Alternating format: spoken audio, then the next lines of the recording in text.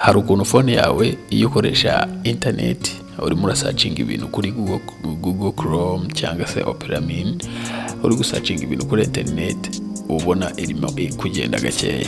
Nimba phone yawe rero yishizemo connection ushaka gusearching ibintu ukabona iri kugenda gake, kamwereke uburyo ki wayongerera umuvuduko ikagenda yihuta.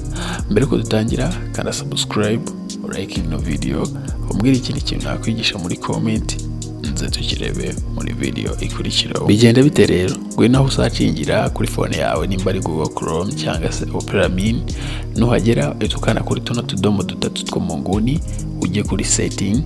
Nugera kuri setting uramanuka no hasi ujye ahanditse privacy and security. Nugera kuri privacy and security urazamura ujya hano kuri preload pages. Wowe urasanga hari kuri no preloading, uhita ushyira kuri standard preloading, phone yawe iratangira kugira loading ama page menshi kandi yihuse. Nizere ko ino video igufashije. Ushaka kugura account TikTok, Instagram, unyandikire inbox. Thank you so much.